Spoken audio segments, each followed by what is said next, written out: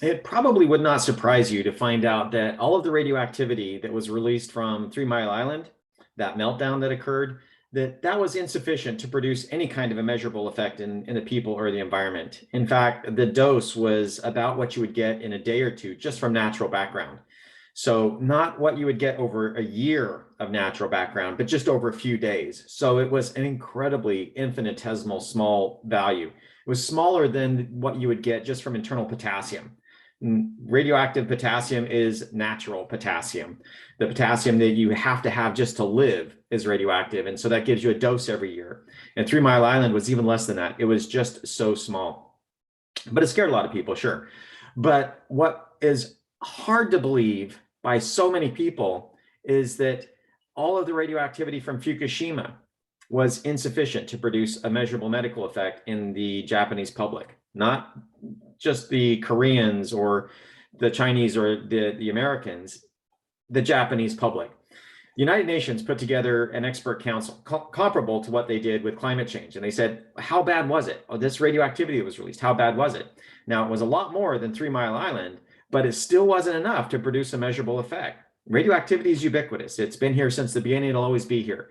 Largely, that's where the geothermal energy comes from in the earth, is radioactive decay of uranium and thorium. So it's always here. It's always been here. And so we're getting radiation from outer space, from the air we breathe, from the ground underneath us. And so the amount that was released from Fukushima was insufficient to overcome the body's ability to repair itself so that there would be no expected effects. So the United Nations put together an expert panel, and that's what they concluded, as did the World Health Organization. And yet people are thinking that this is just this horrific event that caused so much environmental and public damage, when what the United Nations and the World Health Organization found was that the only harm to people was from the panicked evacuation.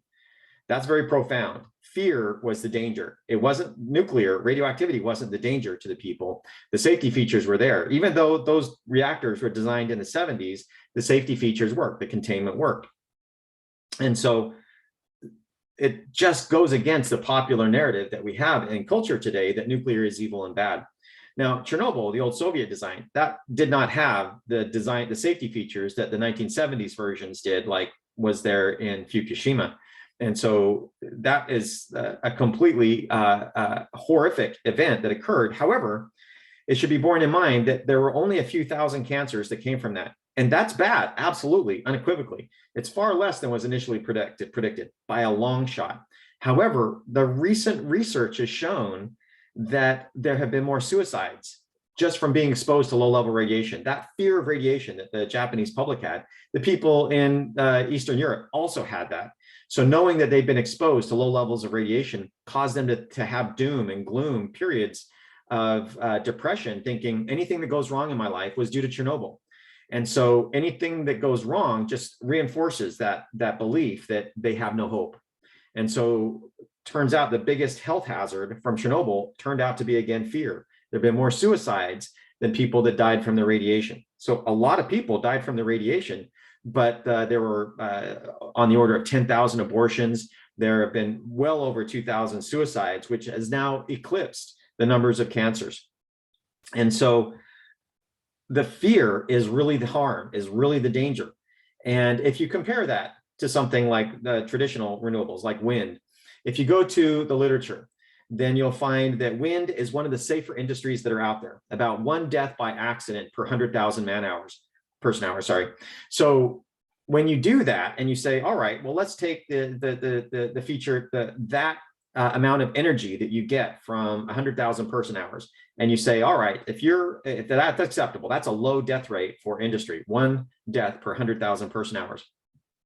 And you apply that to nuclear in the United States, typically the value is 0. But if you scale that up from wind at a standard rate for wind, all the way up to what it would be required to have the same kind of energy output, 20% of our electricity in the United States, then that would have been almost 3,000 deaths. And yet nuclear generally has 0, or exactly at 0. So it overwhelmingly is one of the safest energy forms that are out there, and yet it still terrifies people. And so you really got to ask yourself, what kind of bias is going on here? What kind of tribalism and perspective that's saying nuclear is bad and evil no matter what? I won't accept any facts that don't agree with this narrative that nuclear is horrifically evil. It's just the way it is now, and maybe it is just the remnants of Luddite, anti-science perspectives, similar to what happened with the anti-vax groups. I don't know, but something to think about. And that's the citations are in my poster. So thanks for watching. Have a good day. Bye.